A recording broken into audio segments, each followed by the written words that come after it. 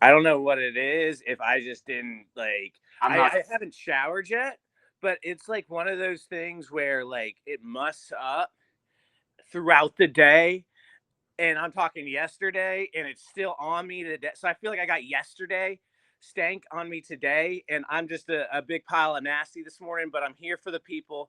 We are ready to give I double didn't know episodes you were this trying to week. do this as a bit, or No, I just smell like ass. I was not you were trying to be like, funny. you just kept going. So I was like, this It's is like half balls, half.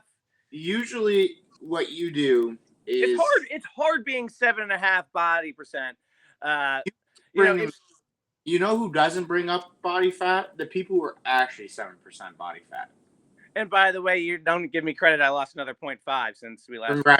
Look, Joe, your weight loss has been great. I have commended you many, many times on this. Mm-hmm.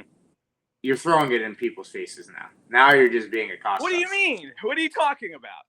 I don't understand. What? That's not a good angle of the app. I just had breakfast. This is a family show. I don't know what you're doing. Like, what is happening? I'm pleasing the audience. I'm giving the people what they want. You're very welcome, Face of the Franchise listeners. Welcome to Face of the Franchise. I am, of course, Little Joe Ooh. You just saw my 7.5% body fat six-pack that I have at age 32. This is, of course, my host, my co-host with the mostest. That is Michael DeFaro. Little dick energy sometimes, Shanudi, but that is okay. He's bringing the big dick energy today. Noud, how are we doing? How are we feeling? What are we thinking? Joe's lying again. I don't know what you mean. Joe's just lying again. Actually, I'm going to put it as a ticker. That's what we're going to do. We're going to put it as Listen, you want to know what it is? Here's what it is. Here's how you gave little dick energy this week. If you want me to just call it out to the people. It was actually last week. This is funny coming from you because this guy, all he does is lie. Lie again, lie every 5 minutes. He's just a liar. And that's just not something I'm into anymore. I need proof. I'm not condoning anymore. Slap something on the table for me. Give me some proof. Give me some proof. You just the body fat. Again with the body fat. What are we doing? I'm happy for you. I've never been not happy for you. Mm-hmm. Let's just say next episode I got a little surprise. But I got a little surprise. But I want to tell people. How are you gonna have a surprise, Joe? What surprise are you gonna have? What? You're gonna bring some pictures that I was like a bigger boned kid? What? I would never do that. No. First of all, no. We're both big boned kids. That would be Eve. I would never do that. You've been working your ass off. I'm not putting any shame. Oh, also, I have a treat for the listeners. You got a little treat. He's gonna love this. You got a little something to snack on for the listeners. You're giving that to us now, or are we saving that for later? My sister found all our old tapes, maybe some AYFL tapes. That might way! That might have.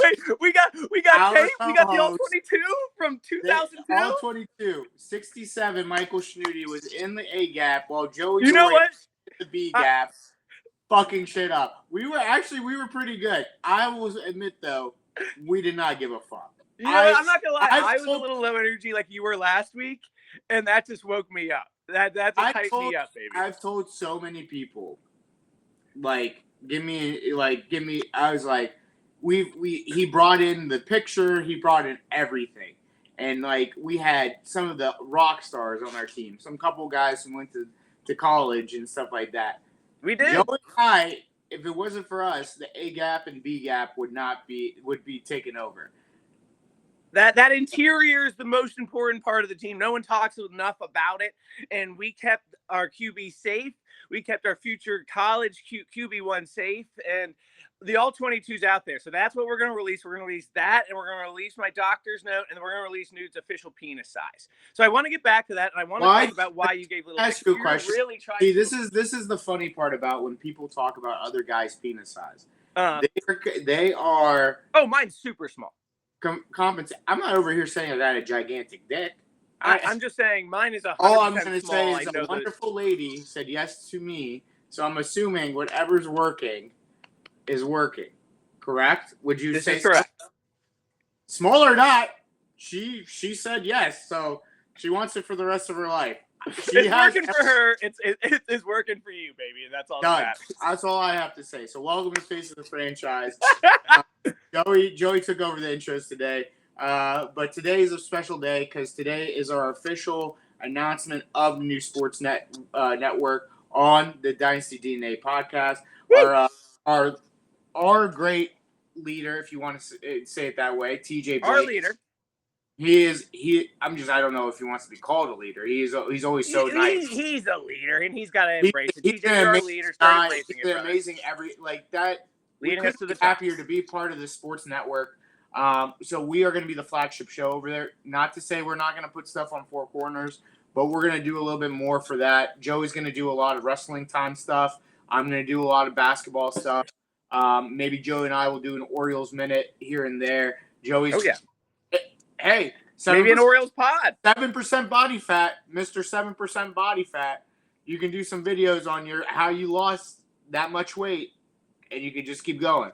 And not to copy of another network or anything like that, but I also know our new coworker, Bob. Bob, if you're watching this, first of all, nice to meet you virtually. Second of all, listen, you're a bit of a bigger guy. Nothing wrong with it. I would be honored if you could follow my Joe method. Maybe we could meet up every once in a while. We can put it on the Sports Network channel. We can maybe even put it on Dynasty DNA. We'll talk to our leader, TJ, about that. But I want to help you have a six-pack in your 30s. I want to help you embrace and find your 8% body fat. Okay? Whatever that may be. Now, it may not be actually 8% body fat, but I want to help you find your inner health journey. So that's something we're going to bring to Sports Network. We got a lot of just silly content coming as well. I got more gambling picks for you all, mercenary locks. Might see some Face of the Franchises with our new coworker Tejera too. Maybe even TJ will pop in here from time to time. We're very, very excited. We're excited, and I couldn't be excited to be part of this network. As you guys know, I do a lot of the whistle stuff with them. Joe will pop in every once in a while to do some Dynasty podcast stuff. As mentioned, though, the fantasy stuff will be on its own, and this will be there just because it was a great idea with one of our co-hosts, co-workers, Wiz. He was just like, why don't we just have this? Because a lot of people want to hear us talk about football, basketball, soccer. We all love something, and it's not just Dynasty football. So, great. We're going to keep moving along. Yeah, no. So I'm really pumped about that, but let's get to the meat and the bones of this show. Let's get to why it started. I want to hear you because I'm reading the fucking outline. Joe calls Noud out. What the fuck are you calling me out? Well, I've been trying to get to that, and now let's finally get to the reason I say you gave little dick energy is this. The clip that got released from last week's episode, we released a little late, yada, yada, yada, go fuck yourself, suck our dick from the back. With that being said, you mentioned, oh, Joe, I heard your take was 2 hours, da, da, da, da. And on top of that, God. That, let me finish. You take things so fucking seriously. No, I'm not done. 2 hours, it's ass. You have to let me finish. Go ahead. Then in the group chat, you went ahead and you said, oh, yeah, Joe, I'm cool-headed about my Steelers. I know what it is. It is what it is. I don't, have a huge rant. I don't have a crash out. How the fuck did these rants on our show get started? Can you remind me how these rants got started and how these 15-minute soliloquies originated? You want me to be honest? It's because of your ass and about Lamar Jackson. No. This is a new iteration of the show. That's old iteration. What happened around week 6? Oh, fine. You're right. But it was 15 minutes, and I kept it 15 minutes. I don't know about that. And you never went 5 minutes over your own allotted time last week. All I'm saying is I'm not mad. I'm not upset. I'm not taking it seriously. I just want to call you out and have you be accountable. You have me be accountable. You hold my feet to the fire. I want the same for my co-host. Little dick energy. Little dick energy? You want to talk about little dick energy? Run this show. If I let you run this show, every episode would be 2.5 hours. And what's wrong with that? We're better than Pardon My Take. We're not Pardon My Take, Joe. We're better.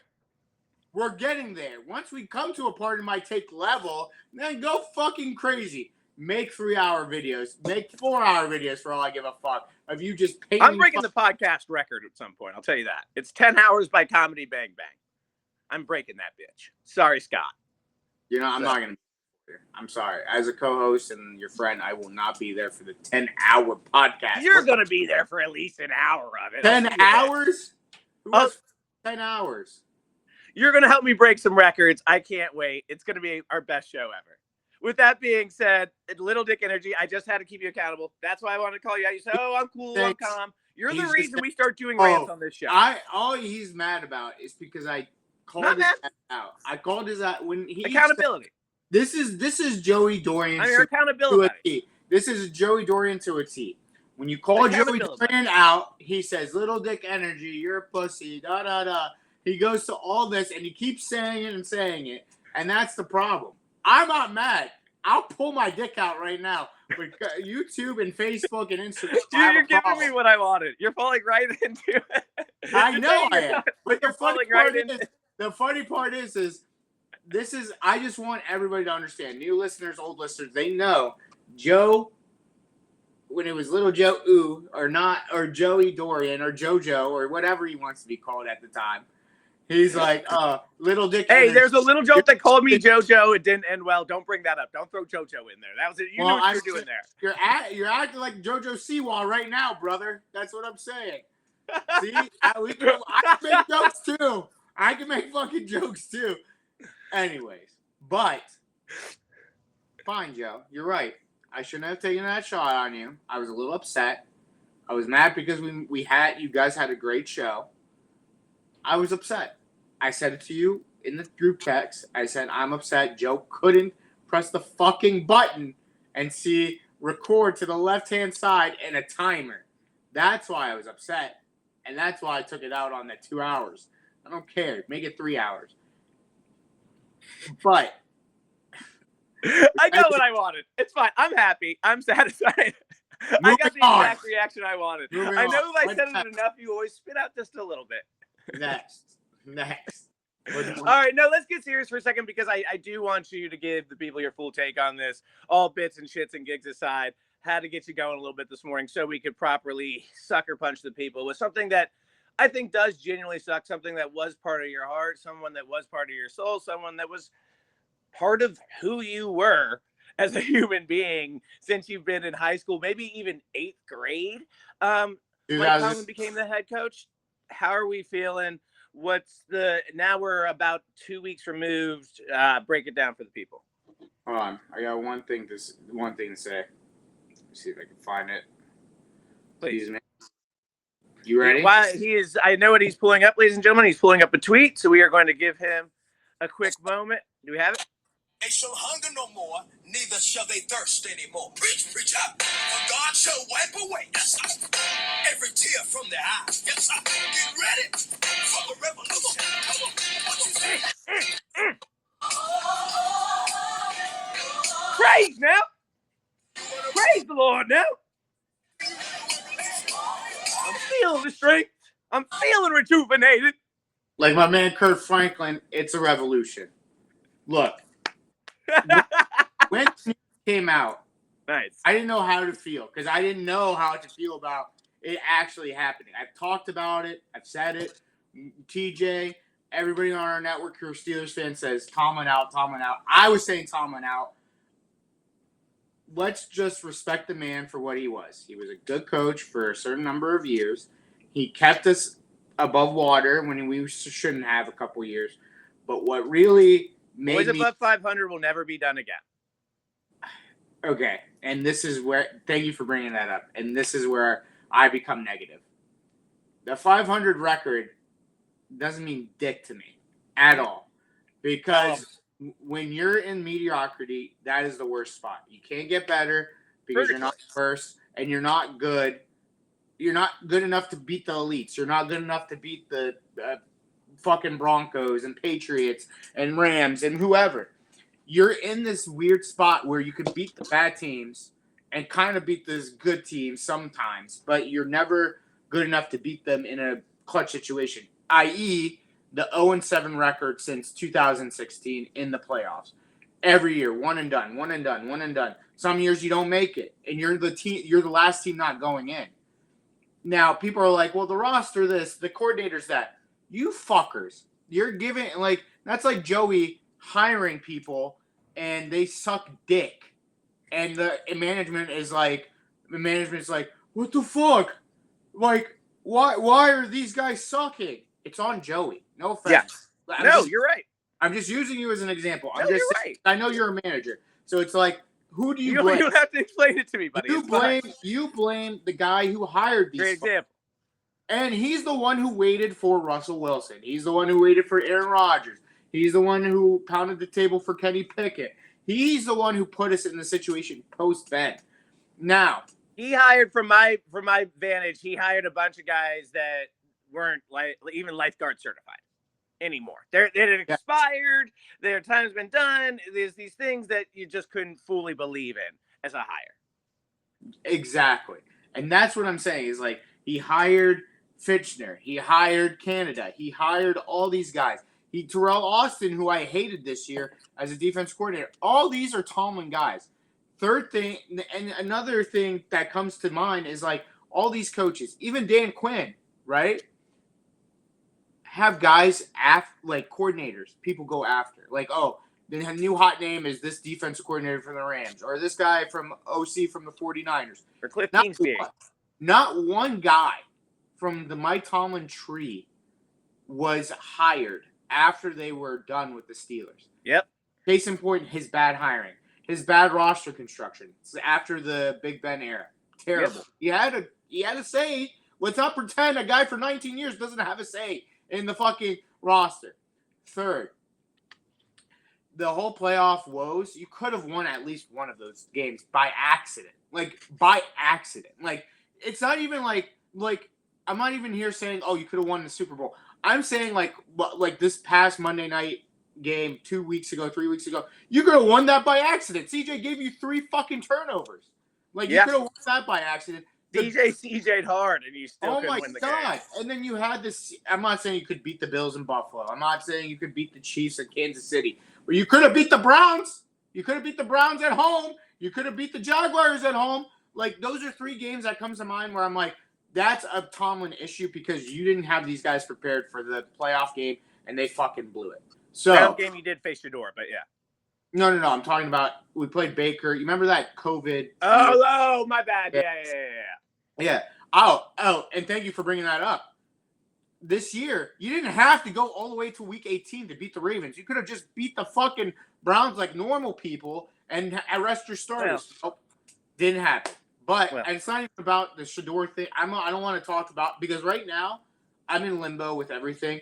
And we'll go to the next point because you're like, how are the Steelers interviews so far? So far we. Well, I want to know. I have a couple things to say to that. First thing is, I think there is something you said that you haven't said on here that is. I like what you said because I haven't heard that take anywhere else, and I think that is a valid take on Tomlin. But there is something that you said that I do want you to say of how it felt losing him, because I think that is important to kind of illustrate. We're kind of glossing over it on how the organization did feel about him. What did you first tell me when it first happened? What was the text you sent me?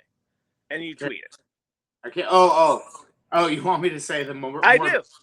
Oh, okay. So it was like having a dog who's 18 years old, sick as a whip. Yep. And you know it's fighting for its life. You think the best thing to do is put him down. Quality of life is bad. It's bad. You know the dog gave you some great fucking years. Like, man, like amazing. Like, you could never replace it. But those last years, it's shitting everywhere. It can't move. You're feeding it with like a tube, like shit like that. And you're like, why am I keeping this thing alive? Like, it needs to go and be happy in the next life. So you put it down. You're sad, but you're happy because now it can't hurt you. No, it's not hurt no more. That's what I feel like it was. Tomlin was getting hurt by the fans. It sucks hearing fire Mike Tomlin chants in the middle of a fucking stadium. When the guy brought you a Super Bowl and 2 AFC championships, went to 5 of them. Like, the guy was, look, again, he had his great years. Those years between 2007 to 2016 were amazing. I'll never replace them. Even the one glimmering hope of 2020 when we went like 11-0 for out of our assholes. And thank you God for the Commanders for finally beating us, so we could finally understand that this team was actual ass. And it was just like, it was weird. But that's the Tomlin that I will remember, is the one that brought us to those. Sure, the last years were ass. Complete fucking ass. But at the same time, you had to clean up a lot of shit. But at the same time, yeah, that's just the way of life. So I think that's perfectly said, because again, like, and that kind of illustrates your point too of, again, you both kind of had to be rejuvenated. You both kind of needed something new. Now, Tomlin gets likely getting a new gig in TVs, what everyone's talking about. I doubt he'll go anywhere else from what everyone's saying. You kind of seem to think the same. How have the interviews been going? Have you been happy with who you guys have been interviewing? I have a feeling not. Talk to us. Oh, really? I want to hear why you think I don't like the interviews. Well, there's one interview I hate. I think your top candidate just got brushed up, which we'll get to in a little bit. I think your top candidate got signed yesterday. Wait, hold on, time out. You're talking about the one that wins? No, that's not my top candidate. Not your top candidate. I think that was the Steelers' top candidate. No, that wasn't the Steelers' top candidate. Okay, then no. Okay, let me break it down to you. Our top candidate is playing the NFC Championship game this week. Chris Shula. Chris Shula has been the number one guy. He's been the guy that's been linked to us. The whole Don Shula used to coach in Pittsburgh and all that shit. Whatever. I actually would love to have Shula because he's gonna bring also the passing game coordinator from Mike McVay's offense, who draws the plays and brings it to McVay and say, hey, let's try these out. So I would love that. The guy I would be pissed off, and I would not watch Steelers football, I would throw my fucking remote through the wall every fucking time, is Mike McCarthy. What I saw was they interviewed him, but I think it's also out of courtesy.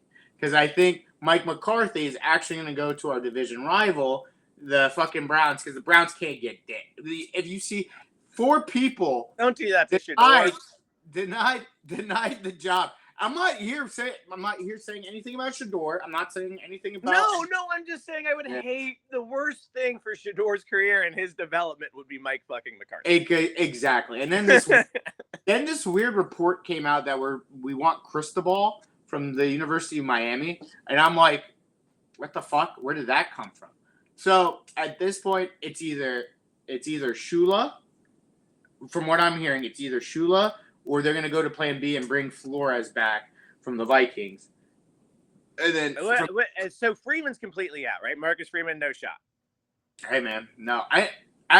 Your favorite coach, the team you're a huge fan of. Huge fan of the Notre Dame Fighters. But no, Marcus Freeman. If Marcus Freeman was hired, I will say it would be a Tomlin hire. It would be like, okay, this guy will rally the troops. He needs some coordinators to help him out. Kind of need to redo the roster. He can get the boys motivated. Oh yeah. I don't know if he's a great. I don't even know what his specialty is. Is he an offensive coach? Is he a defensive coach? I guess defensive guy. But like, that's why everyone was saying he'd go to you. He's basically a young Tomlin. I'd rather get the guy in LA who's turned Jared Verse into this great pass rusher. Hopefully he could rejuvenate TJ, a guy who made your piece of shit Emmanuel Forbes actually usable. I know, dude. That's fucking insane. That's the great part, because like the secondary for the development of Cam Curl since he's been over there. I mean, he's a top 5 safety. It's not even that though. That defense in particular, it's last year's defense. It's a defense after that. He's been in the locker room with all those guys. And he comes from a pedigree. And I'm not here saying, oh, if you're a grandson or a son of a coach, you're good. No. Like it's not. It's like right. It's like but like he's done great things, and so many people have said, oh, he could lead a locker room. And I'm like, okay, bring a guy from the Rams to do our offense, and then we move on. We get going. Whatever. Then the last piece of the puzzle. There is something to speak to interject for a second with the Nepo baby stuff, but I think, again, like, especially Chris, has done a lot to go ahead and make that dissipate, if not completely evaporate. Because, I mean, to your point, he's done an outstanding job. I think you've pecked it up. I mean, I think that is your ideal hire, right? But I do want to throw somebody else in there, not to cut off your steam, but no shot at Cignetti. Do you want Kurt at all? Is he a little too old for you? He said that he's a college coach. This is the same thing I said about Cristobal. Why would those two guys leave after just being in the Natty? Like, that makes zero sense to me. Like, unless it's like the Chiefs job where you could get like to a Super Bowl right away. Like, those two built those programs back to where they needed. I mean, like, Indiana is now a powerhouse football program. Like, what? Cignetti did that. Cignetti, I think, wants to be Nick Saban. That's what I feel. And I think Cristobal wants the same thing. Cristobal is a Miami guy. He played on one of the national championship teams. Like, he wants to make Miami great again. Like, that's their mountaintop. They don't want to go to the NFL and be like, oh, I'm muddling around with the Steelers or I'm muddling around with the Cardinals. Like, no, that fucks everything up. Then they go back. The history of college coaches is not the best. No, transferring to the NFL. And like what? And I mean, like, college coaches nowadays make more money than some of these NFL coaches. They do, and especially if they get fired too, they get a great buyout. And what's easier to do?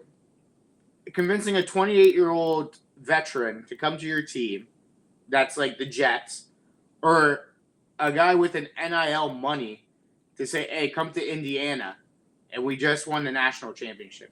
The fucking Indiana. Yeah. Without a doubt.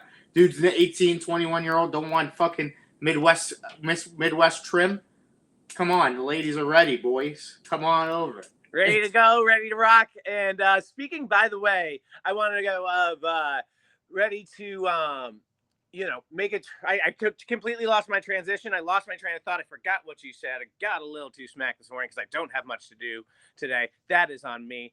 Drugs are bad, kids. But I did want to give the briefest of all brief Commanders updates because we have not got to tell the people, and I'm bringing back an old bit due to that.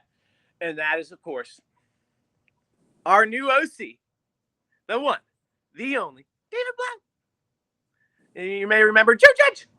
Well, this is also now David Blau, coming off of his, not, by the way, everyone says he's the QB coach. If you watch in Hard Knocks in the season with the NFC, I knew you were going to bring this up.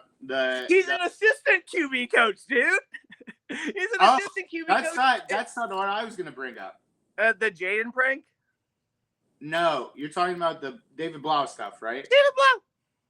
When he was the backup quarterback for Jared Goff for the Lions, and watching his wife in the Olympics. Oh yeah, of course. Hey, that is great. By the way, so yeah, we have Christian Gonzalez's sister as that's who Dave Blau is married to. I love that. That for me, that is a guy that's gonna get the fellas motivated. I say, and I bring up the Jaden thing because he feels comfortable with them, playing pranks. He played a little prank with him. He hid the remote from David Blau, and had the fellas just riled up. Not really, but, I do like this hire. It is one of those young creative minds. I am going to give him for now, though, I am going to give him the Joe Judge moniker of David Blau. If you remember, for our fans, I remember the first iteration of the show. I will see what happens. From what I hear, this is a young creative mind. There's a lot of people in the building that are high on him. There's a lot of people that outside the building that talk well of him. But sorry, Noud, nobody can snatch him up. David Blau is ours. David Blau is the Commanders. That is probably the biggest news in the last couple of weeks, but something that did hit the Piper yesterday, Noud. And now our news in headlines is Jesse Minter, former Chargers DC, inks a 5-year deal to be the Ravens' new head coach. Oh, little golf clap for him and a little shrug away. Look, it is what it is. And you were like, oh, this is the Steelers' number one guy. If we wanted him, we would have got him. Are you sure? Yeah. I don't know that owner over in Baltimore might have something to say about that, buddy. Nah, I mean, he's a pussy. The owner in Baltimore. Steve Bisciotti might come for you, man. He might have hitters. He definitely has hitters. Watch out.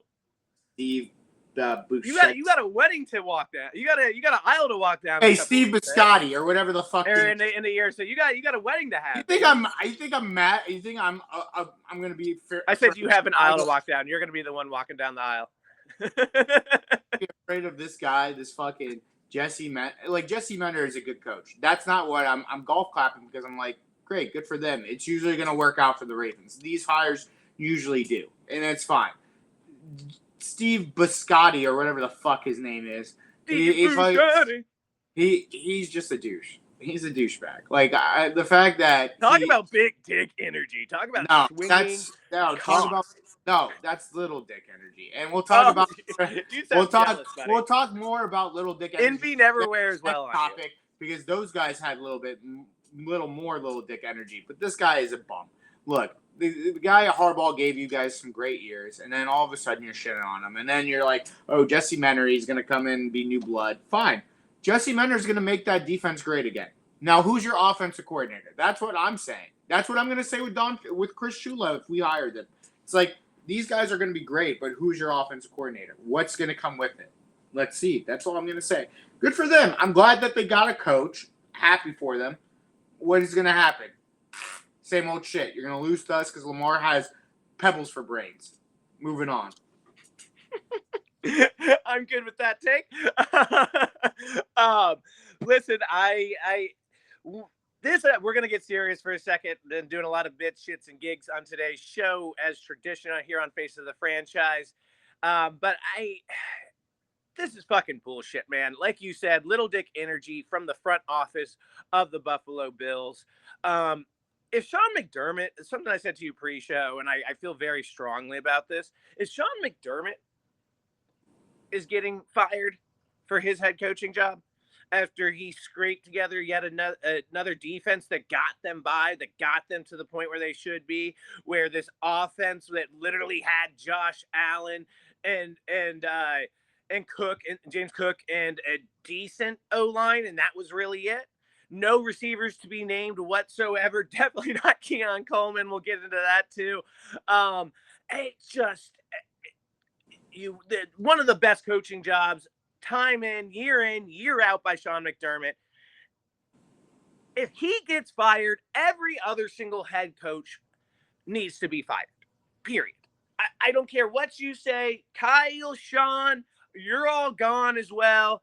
Other Sean McVay, you're all gone as well. It's fucking disgusting. Gruden already hit it home. I won't hit it too hard because he said it very, very well. So I won't go ahead. I'll let the Littler podcast have their moment. Littler shows have their moment. But Aaron also said it when he came into the post conference of the wild card game and said when he first came into the league, if guys like a Tomlin, like I believe he said at the time, who's still there. I'm blanking who he said. A couple other coaches at the time that were like potentially on the hot seat. I think Kyle was maybe even one of them, Kyle Shanahan, and said at the time he came to the league, this just simply wouldn't happen. And that's exactly correct.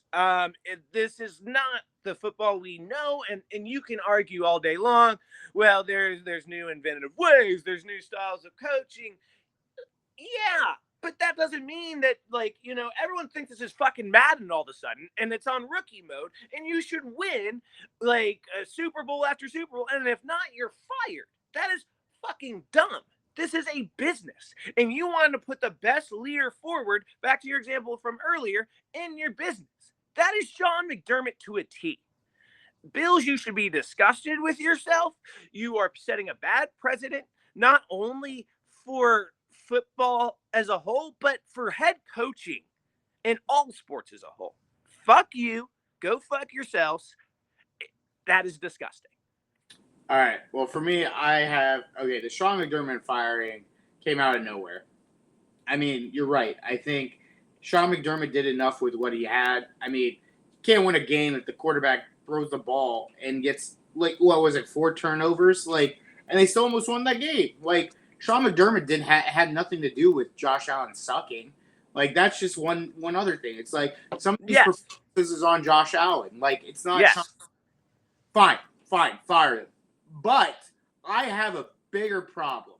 I have a bigger fucking problem with the owner and Mr. Bean, their GM, talking about that and blaming him for all these different things. It's like, dude, when Tomlin stepped down, all we said was thank you for your service.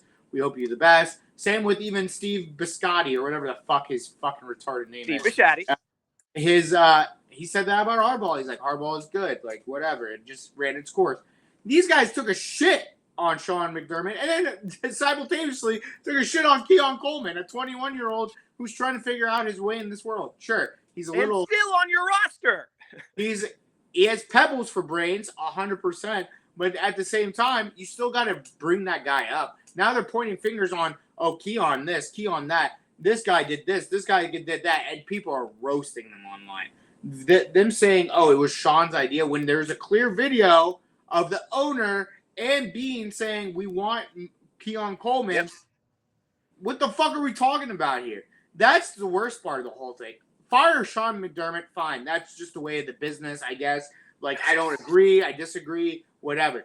You took a shit on him, and you took a shit on a player who's on your roster, like you said, who needs to develop into that number one wide receiver for you, because Lord knows, now that you shit on him, what player wants to be like, I want to go to Buffalo because I can feel like I'll be treated. Once you suck, they're going to shit on you. Like, that's the number one thing. Like, and that was to piggyback off your example too, and one example you used earlier, from my management perspective, I'll go back to when I was more managing swim schools and staffs of swim schools, and that's if I went up to a parent who's been with this coach for a year, and this coach is a new hire of mine. They're still figuring out how to really teach and get comfortable with the kids, and they've been slacking a little bit, but they're trying their best, and I say to the parents, hey, listen, by the way, in front of the instructor, because that's basically what they did. It was public, so Keon Coleman heard this, knows that this was said, right.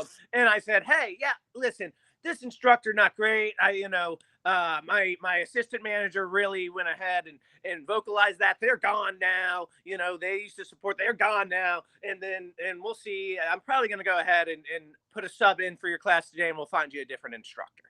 What the hell do you think that employee's going to do? That employee's going to make sure they find every sort of way to get a new job and get the hell out of my business.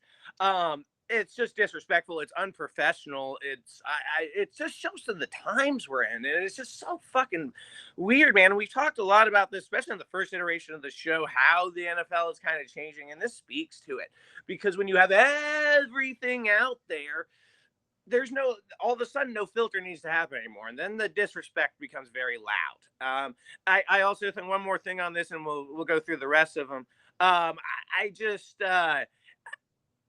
To your point, Josh Allen has to be talked about. I think that was not a good playoff performance. And by the way, it's and we'll get maybe more into it when we recap the actual game, but it was just, that was on him. That game was on him, period.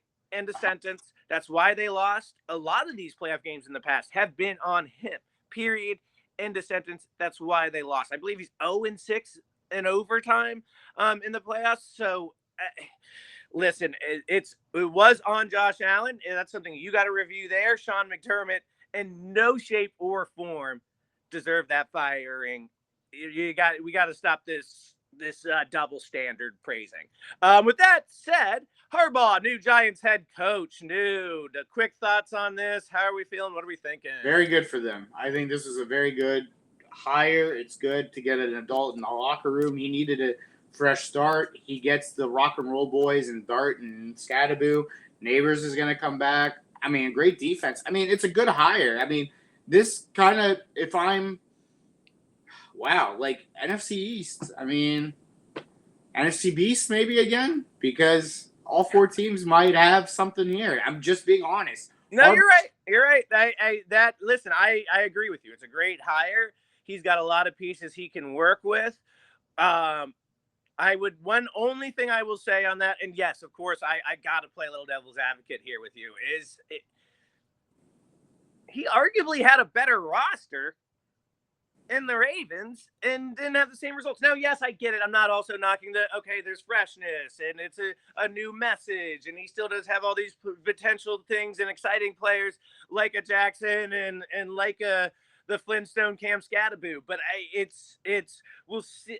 I don't know. That's my one. I think it is a good move. I think it is a good hire. There's going to be a lot of rejuvenation in the building, which is always really good, especially with someone like that. Just something to think about. Just something I want to float out there. No, I look. Is it a better roster than the Ravens? I don't know. Like, they do have a lot more talent and younger talent than the Ravens. Let's just call a spade a spade. I mean, Derrick Henry's not getting any younger. Lamar is not getting any younger. Zay Flowers is their number one wide receiver. Malik Neighbors coming back is better than Zay Flowers. And the defensive line is way better than that defensive line. Will tell you.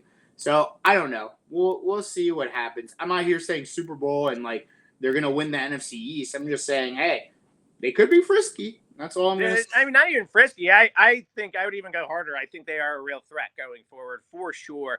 Just something to think about and something I'll have my fingers crossed on for sure. But more importantly, our boy, someone we have advocated for I don't know how long, if you're a longtime face of the franchise listener, to be a head coach instead of stay a head coach. We were discussing what happened to him at the Jets. But Red Dead Robert Saleh redemption as a head coach with the Titans. Shout out Arthur Morgan, the best video game character of all time, best video game of all time. Robert Saleh. Welcome, Titans. Kareem, rejoice. You should feel good. I think this is awesome. I do think I've often said this Titans defense is underrated. Jeffrey Simmons has grown. His dick has grown 4 inches this morning and last week. He feels great. Kareem's dick's probably grown a little bit. And we're proud of you here at the face of the franchise for the growth, Kareem. Noud, what did you think of this hire? I thought it was awesome. I thought it was good. I thought for what they needed, he's going to be a great coach to just, again, they just need an adult in the room, and I think that's the guy who's in the room who could be an adult. Let's just see. I think I heard Daboll as the offense coordinator he's trying to bring. So if Daboll and him... I don't know why people like that motherfucker so much. Bald head dove. Hey, man. Look, as an offense coordinator, he could be fine. So we'll see. But he's talk about a little dick energy. I've never seen my dick energy. There you go. So I like the hire. I think it's great for that roster. We'll see how it turns out for sure. Mike McDaniel's his new Chargers OC. Okay, and I know the hot button topic on the internet has been, I can't wait for the conversations we'll hear between Mike McDaniels and Harbaugh. They're going to be fucking great. Let's not get it wrong. I also saw some great clips, which I'd never seen before, of Mike McDaniels just fucking routing people on the internet. That was amazing. I didn't know he had that tucked away as my doppelganger. Maybe I should start running some routes. Maybe face of the franchise joins a flag league. Hey, man. You QB1, I'm a wide receiver 1. We'll see what happens. I don't know. With that being said, my boy Noud is probably not going to say anything. He knows I have to find a way to bring up Mike McDaniels every show if I can. Congratulations, buddy. Good hire. That's all I'm going to say. Good hire. It is a good hire. Because you have the leader there, then you have the geek to run the offense, and then you have Harbaugh to kind of rein him in when he needs to be reined in. This is going to be the funniest thing if it doesn't work out. By far. Chill. It's going to be great. And then we'll go ahead and I'll roll right into this divisional round recap. We're here to remind you guys, we know it's been a little bit, but these were not as great as the wild card games, but we still had some decent games. Best of the weekend being Bills at Broncos, Noud. And we already got into the performance of Josh Allen a little bit. Final score being 33-30 Broncos. A lot to discuss here with this game. The catch has been gone back and forth incessantly. I'm in the camp of a couple of years ago, it would have been a catch. Now, technically, to the rule book, it's not a catch. Where I ultimately land is it's not a catch. It's a pick. Whoever ends up with that ball when the skirmish is up is who has that ball, is who caught that ball. With that being said, the Bo injury, by far the biggest headline coming away with this, the weirdest thing. Put your tinfoil hat on, Noud, because you're getting Conspiracy Joe here. I didn't see it. he was jumping up and down. I know this has been said a little bit too, but he was jumping up and down celebrating the victory. I guess sometimes you kind of like mess something a little weird, you tweak it, and then you start hopping on it, then it gets fucked. Regardless, we get blessed with a Stedham game. But Noud, what are you thinking? What are you feeling with this game as a whole and Bo's injury? Yeah, I think it was just weird. Like from beginning to end, like I said, the Bills could have won that game easily. It's just Josh Allen, man. What the fuck were you thinking half the time? Like before the half, that fumble, whatever that was crazy. They give him 3 points. Then you threw like couple picks that were just blatant errors, and then now we have the immaculate rule that nobody knows: is it a catch? Is it a catch? Whatever. I don't care. You don't have an opinion either way. I just at this point, whatever they call is what I'm going to go with because. Okay. Fuck this. Like I'm just done. Like I'm done trying to figure it out. I'm done trying to say yes or no. And if it was the Steelers, I'd be like pissed either way because it's like, what the fuck? Like I don't understand any of this. Like zero. Even a guy like we consider ourselves people who watch football a lot. We study football. We do. I just don't get it. What more could the guy do to catch it? My brain just, and then you say simultaneous like possession, the ground, and blah blah blah. So you're telling me the guy on his knees with the ball, and he's touched. That guy's not. He's not. It wasn't. Right. I don't know. No, that's again. I agree with you. I lean that old school way. That would have been a catch 5 years ago, even. I mean, it's a strange one. Joe Burrow tweeted on it, and he basically said. And then you brought up the injury just to finish it off. It's just It's just like it's deflating because I think the Broncos could have beat the Patriots. We're gonna get to it because everybody watched it. But you don't think they can be even with Bo? You don't think they're beating the Patriots? No, I thought with Bo they could beat the Patriots. Okay. Without Bo, it's all over by the crime, like they say. But. Sucks, but hey, maybe the defense does something. They get them there. They've done it before with when they had Von Miller and all that shit, but we'll see. So, go ahead, finish your. No, again, I just think it's just fucking strange, man. I'm excited. I am legitimately excited to see Stidham. Maybe he can pull off a shocker. That's always cool and does likely not. I'm fucking disgusted. There is likely going to be a 2024 class QB in the Super Bowl. That is not Jaden Daniels. But yeah, the Bo injury to me is strange. Definitely on my conspiracy tinfoil hat. It is what it is. Moving right along, though, let's talk about as briefly as we can this big stinker. I think every pick I had in the divisional game, I think I was 0 for 4, something I haven't done in a long time. It's probably because I started sprinkling some for real money on these games again, and that's exactly why I'm losing. But 49ers at Seahawks was a fucking rout, was a blowout, was an absolute bend me over, and they kept giving more even when the 49ers said no. Next game, Texans at Patriots. Wait, what? I don't get to say? I was waiting for you. What do you got? No, I mean, you said it perfectly. This game was ass. This game was a fucking slaughterhouse. I mean, everybody who watches it is now upset about this fucking power plant in the fucking next to the stadium and shit, and think that's the reason why their injuries are happening. That's just all I wanted to say. I think it's funny when people make excuses and they get fucking destroyed. What was the it was like Draymond or Steph got hurt this week when Christian and them pulled up? Yep, and they were like, oh, there it is. They're siphoning people's life forces in other sports now. It's like, but listen, the 49ers will be fine. They'll be back. They have those pieces. They have a great head coach. They're always fine. Like they've been to fucking 4 NFC Championship games in like 6-7 years. Like they'll be okay. Our new coworker Slim, congratulations. I think you pretty much got a Super Bowl lockdown, if you ask me. And Patriots may have something to say about it, unfortunately. We're definitely getting that 2016 repeat game, though. To go with the trend of 2026, going back to 2016. But I didn't even realize that was the game in 2026 or 2016. Yeah. For that whack ass trade, or for the whack ass trend, moving right along. Texans at Patriots, 16-28. Pats. Listen, this is. I'm surprised they didn't put your boy in. I would have put your boy in at half, and there might have been a shot at this game. I mean, Pats did almost everything to give them a chance, and they just could not respond. This was a classic. Noud and Joe were out there playing quarterback. We were taking our turns and acting like we were C.J. Stroud. It was rough. No, it was bad.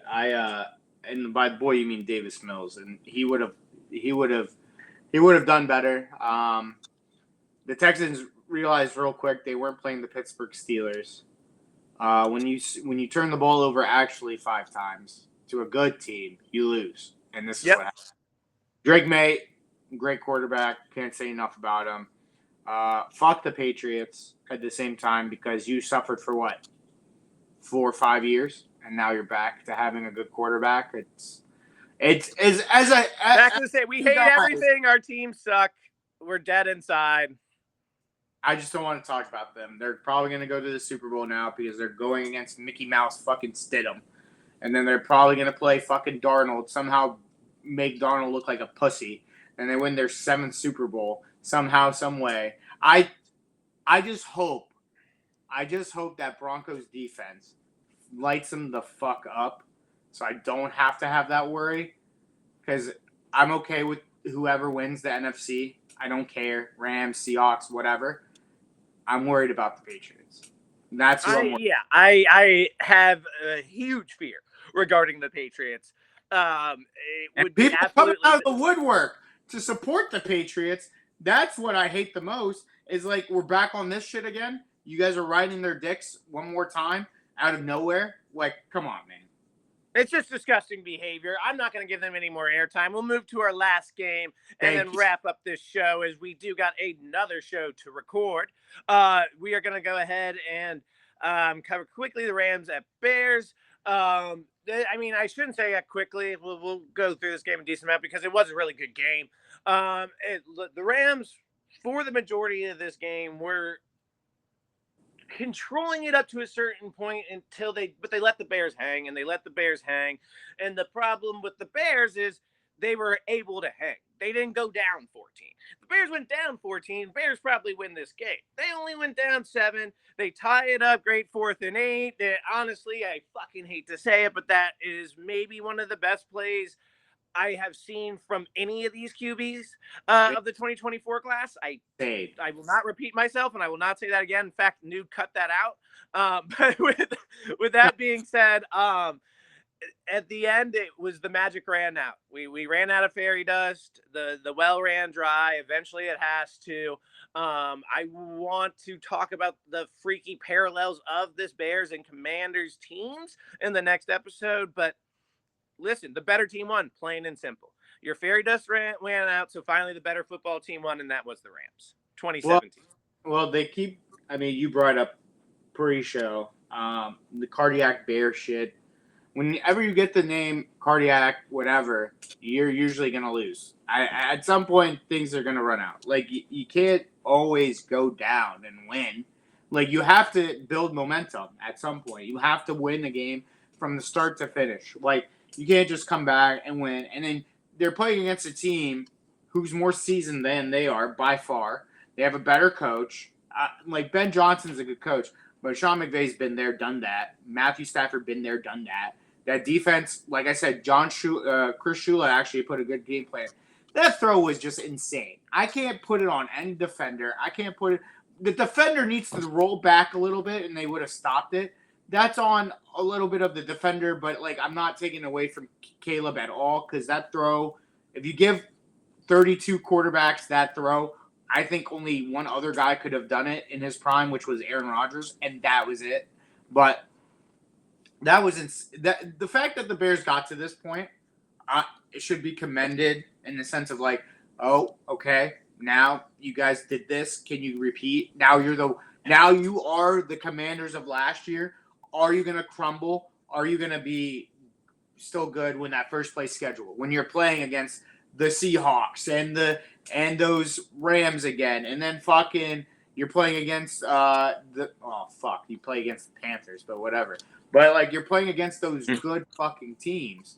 Like you still owe Bryce Young an apology. Come on, he did decent in the playoffs. He kept up with the Rams in that game. Can I at least get that one? We've had a good show. We got on the same page. We started out a little hostile. Can I get a I'm sorry, Bryce Young? What? Oh, I've never again with this. See, Dude, this you is laughed at me when I said the organization failed. Never forget. I said the organization failed him. Can I say that? That was truthful. The organization did fail Bryce Young. I said he needs to get the fuck out of there. He needs to go. He's got a young Tet. He's got some running backs now and Big Rico and Cuba. He finally got a coach that gave a shit about him. He didn't have a coach who gave a shit about him. And look what happened. Baker had the same problem. He had people who didn't give a shit about him. He went to a place that gave a shit about him. He became a good player. I was trying to have some good synergy and energy into the next episode, but that's okay. That's fine. I'm agreeing with you. I'm not saying I don't need to apologize for saying the Panthers failed the guy. That's not. You laughed when I said Bryce Young was a franchise quarterback. Did you not? I laughed because he fucking was playing for the Panthers. That's the problem. If he was playing for like the fucking team, not the problem. Again, there you go. He's a good quarterback. Anyway, listen, we shall get into more. There you go. Close out the show, Joe. You have 4 minutes. Go close out. We shall get into more of the landing spots of the coaches, more into the championship games in our next episode, because we are on fire, ladies and gentlemen. We are giving you back-to-back episodes because we know we've let down the people. We've missed the people. This is our to show you, one, the new network is rolling out. We are hyped about it. Sportsnet Network. All socials should be live coming this weekend, so go check those out. We still will be releasing on Four Corners as well, but we'll be releasing on both, so do check us out. Also, WWE, I don't understand why the fuck you're going to have Saturday night's main event and then next week have the Royal Rumble. Do you understand that just it's too much? It's too much back and forth. It's 2 premium live events, 2 pay-per-views, back-to-back weekends. You're going to lose people's interest. It's not going to, I swear to God, if Brock Lesnar comes out of nowhere and that fucking Predator wins the Royal Rumble, we are going to have a goddamn problem. That is WWE Minute. I still have a 6-pack. I still have 7.5% body fat. This has been Face of the Franchise. Go check out Dynasty DNA Network's podcast as well. Before I forget, Whistle to Whistle. They have live shows all the time. What other shows am I forgetting on that network, Noud? You have Teach Me How to IDP. You have the Stardom Sid'em show. You have the Culture Shock. You have all these different shows. Go out and support our guys. We're going to be on Spotify soon. We're going to be on iTunes soon. We're going to be on all these different things in due time. But we thank you guys again for being here. From Joe and me, go out and support everybody. Enjoy the snow, guys. Enjoy the football. Stay breezy. Stay easy. One love. 6-pack at 32. You make me sick.